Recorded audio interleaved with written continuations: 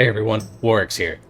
Happy War Within. I hope you've enjoyed the expansion so far. I loved the leveling experience of the War Within. I thought it was a fantastic set of stories. I'm really looking forward to seeing what they uh, do then going into the future. Obviously, when we have our first raid coming up on September 10th officially, is the Mythic raid at least. So what we're going to do in this video is we're starting our quick guides. Now my goal with these is to try and keep them under 15 minutes. If you want to go super deep into the Brewmaster class and what it's looking like for the War Within, definitely go check out my Monk Academy series. I have a playlist. I'll put that up there so that you can go check that out. Brewmaster's the first 3 videos, so you can go diving in deep into the Brewmaster spec and then go from there. But in today's video, I just want to kind of quickly go over everything. So we're going to touch on the kind of main talent builds, gear priority, or excuse me, main talent builds, just a quick refresher on the core rotation, the gear that you kind of want to try to target best in slot for particularly trinkets and a weapon setup, and then go over the stats and consumables that you're going to need to get yourself into the best position for success as we move into Season 1 of the War Within. Also, if you haven't checked out already, I have released my How Good is Monk Gonna Be in War Within Season 1 video, so go check that out if you want me to do a very rare prediction video on what I think is going to be happening with our class in Season 1. So let's dive right into it. Let's jump into the talent builds. Let's start with raid builds. So with raid builds, and I'm going to link export codes for all, or import codes for all of these in the description below. And call me out if I don't. So that you can quickly import these. But for raid purposes, there are 2 builds that you can run. There is what is a more defensive-oriented build, and then there's a more damage-oriented build. For the defensive-oriented build, there's a few flex points that you can run around with. Tiger Tail Sweep can be moved around to something like Quick-Footed if there's a lot of snares in the raid. Improved Touch of Death can be moved over into something like Save Them All, because it actually does affect your healing on yourself. There is going to be some arguments for people grabbing like Jade Walk or Vivacious Vivification instead of Ancient Arts. So there are some flex points here. Obviously, if you need your Dispel, you can detox yourself, of course. So some flex points in this tree, but for the most part, you grab the most important things. In raid, it's always good to have as much set of cooldowns as possible, which is why we grab Dampen Harm and Diffuse Magic on top of Fortifying Brew. So you get your big trio plus then Meditation in the class tree, or in the spec tree rather. All right. And then you get some other things that are kind of like choice nodes. Again, Lighter Than Air can be rolled out if you want some of the Transcendence tech. Wind Walking can be traded out if you want some of the Transcendence talents. Like, there's a lot of flexibility in here. I think the main core ones that you want to grab are, of course, Fast Feet, Tiger's Lust, Grace of the Crane. You also have to grab Transcendence in order to get down to things like Ferocity of Shuen. You want to grab your trio of defensive kits, and I think Vigorous Expulsion is very good. And then you want to make sure you grab Strength of Spirit, because it's going to make Expel Harm's healing even more powerful. Here, Iron Shell Brew, I think, is the better pick, because it makes it when you use your Fortifying Brew, which is a 6-minute cooldown, which gets reduced to about 4 minutes through your brew reductions. Just makes Iron Shell Brew more powerful. But if you want to grab Expeditious Fortification and make this a 4-minute cooldown that goes down to around a 2.5-minute cooldown, I think that's perfectly viable. So definitely some options there that you can have.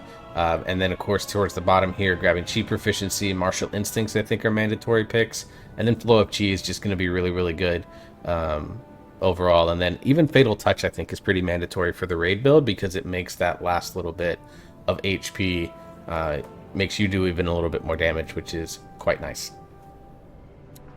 Now, what is the defensive build over here? This focuses on some very specific talents. So you're grabbing something, obviously here you're grabbing Dragonfire Brew, because Breath of Fire dealing more damage based on the stagger that you have, and it deals additional damage reflowing versus Charred Passions, which does a little bit more damage, but doesn't bring the same defensive value.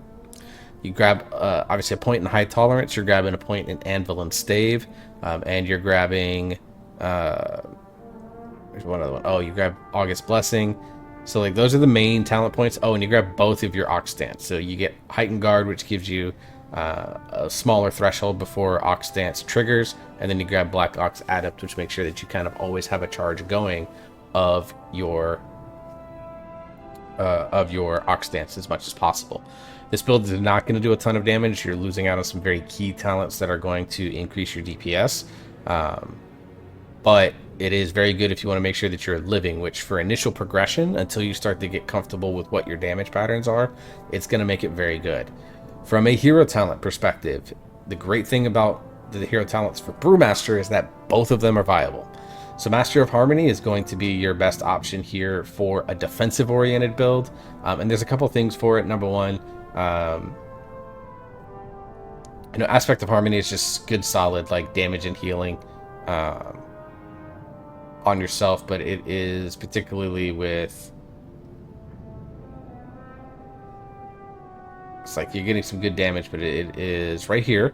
So you get a stronger Purifying Brew, and you get a small absorb off of that, which is always nice versus here. And then you also grab double Celestial Brew charges. So this is kind of where Master of Harmony really shines. And then of course you get Coalescence, because it also affects things like healing. And then you also gain Vitality based on storing it. So it just makes this Aspect of Harmony better and better and better. So double Purifying or double Celestial Brew and Mantra of Purity are the big reasons why this tree is like very defensive oriented, and is going to be very, very good for a defensive oriented raid build that you want to run. So if you want to do more damage, though, you can run this raid damage build where you see there's only 4 talents that switch out here. Instead, you trade out the Ox Dance talents to grab Call to Arms. You trade out Pretense of Instability to grab Blackout Combo, and then you switch over to Charred Passions, which makes that your damage deal a little bit more. Other than that, the rest of the core talent build is pretty much the same, and in the class tree, again, you have all of your same options. The major change, though, is that you actually run Shadow Pan, and that's because of Flurry Strikes. Flurry Strikes unleashing a massive amount of damage for every 300 energy you spend.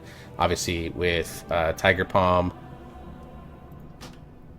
costing 25 energy and Keg Smash costing 40 energy, you are using quite a bit of energy in both, and it actually proc this a little bit more than you did before when it used to be 400 energy. It felt like it took forever.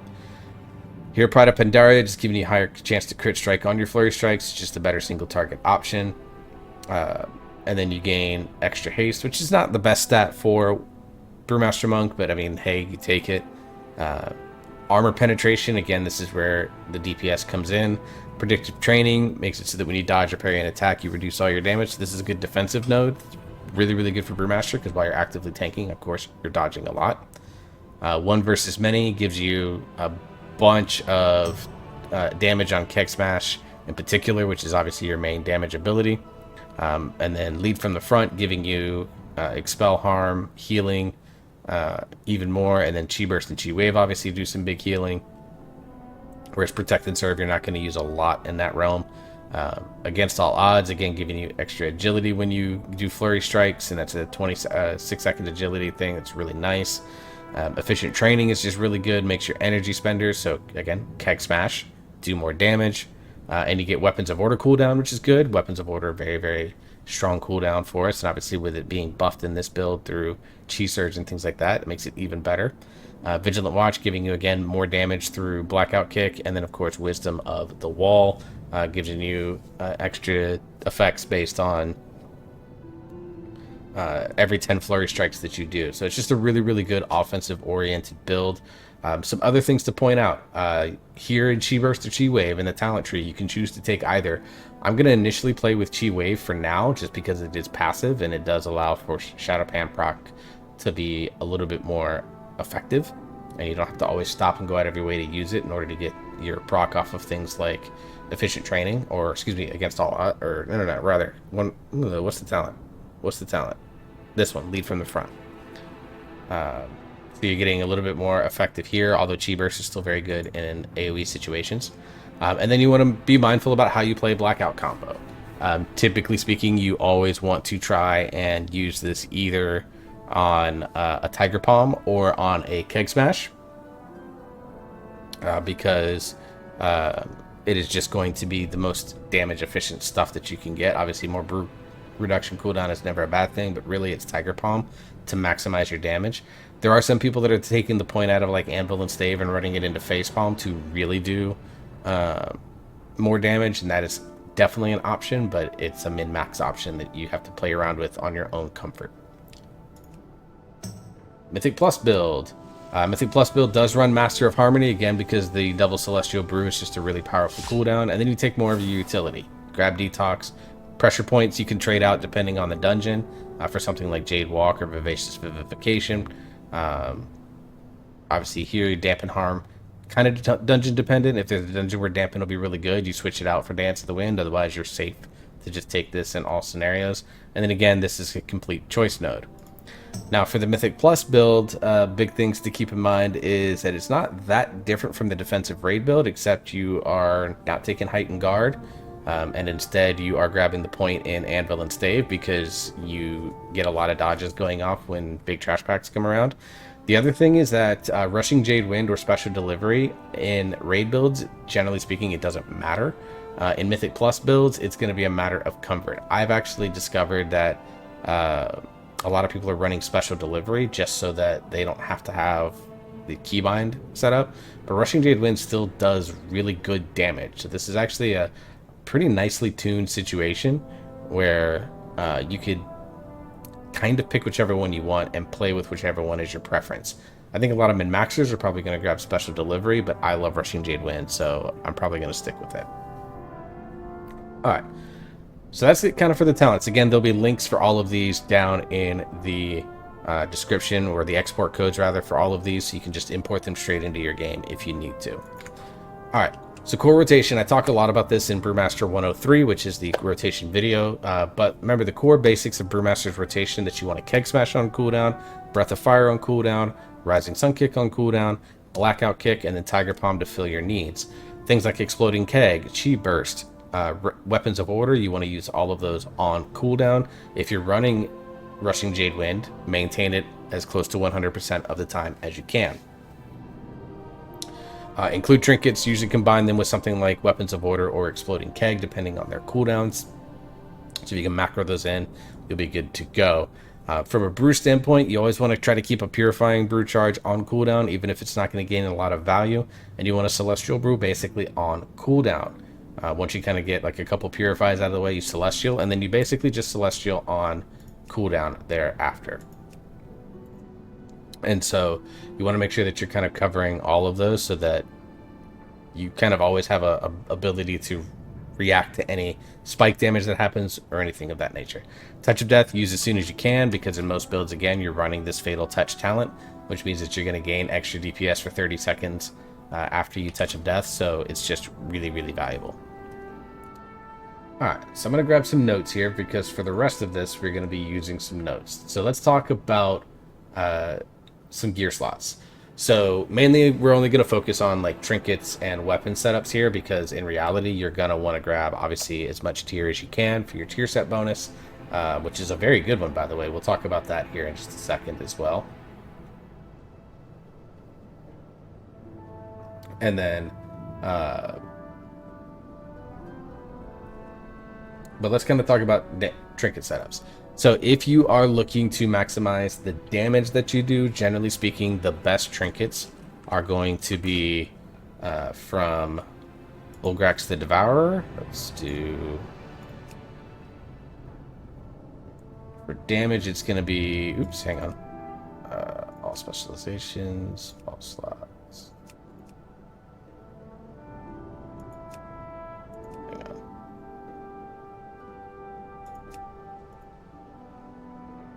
Let's see. Wait, I'm looking at the wrong one. Oh, Scarin. That's what it is. Sikrin. So for Sikrin, you're going to want to grab the Endless Arsenal. Basically, this has an equip, which basically uses based on your last weapon drawn, and then when you use it, you're able to draw these swords. You do shadow damage. You gain avoidance, which is the main thing. Parry, not so much, but avoidance is very good. It's just a really solid damage trinket. Does a lot of damage, so it's always one that you're going to want to go grab. Again, just a really, really good trinket. And then from the other one, it is going to be from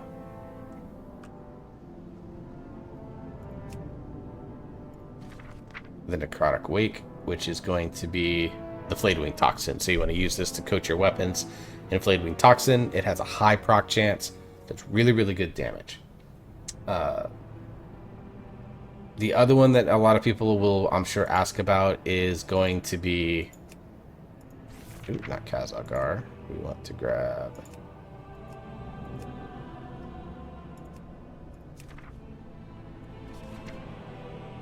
Let's see, which boss does this come off of?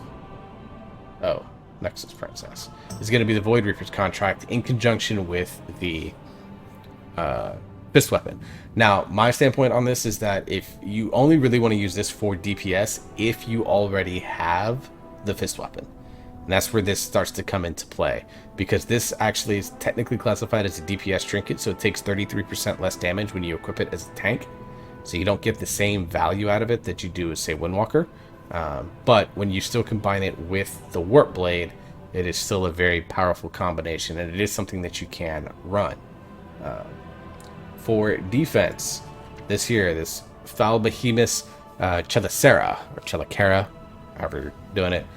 Basically, you use it, you do damage to the target, you get a little bit of health restored, but it doesn't recur more than once every second.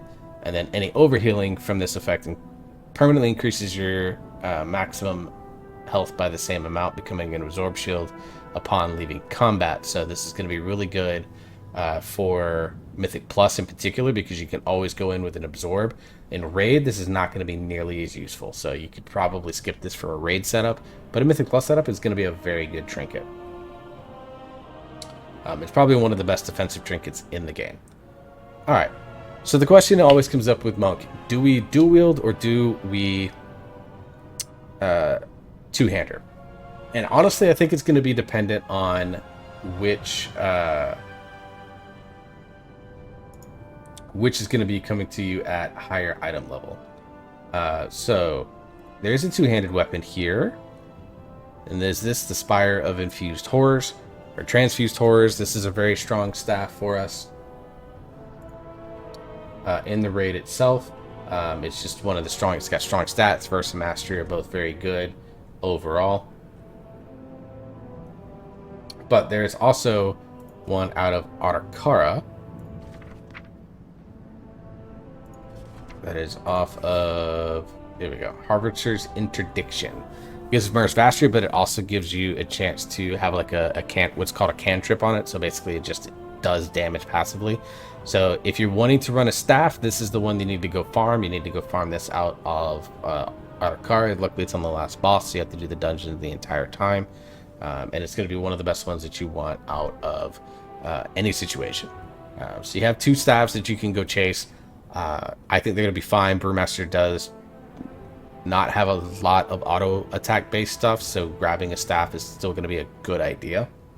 That said, if you're looking for one-handers, of course we are looking at good old Nexus Princess, and we grab the Void Reaper's Warp Blade.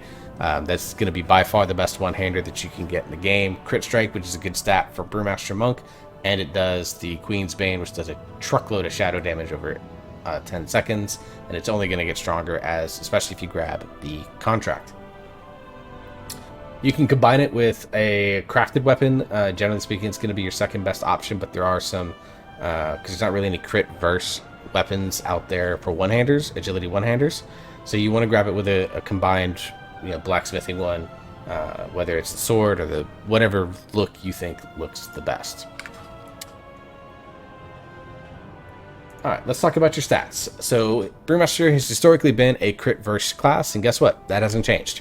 You're still going to be stacking a lot of crit, a lot of verse. That said, if you're looking for more defensive-oriented builds, Mastery does have a little bit more value, particularly through a talent, because you have a talent here, Strike at Dawn, which gives Rising Sun Kick more elusive brawler stacks, so it's just enhances the Mastery a little bit.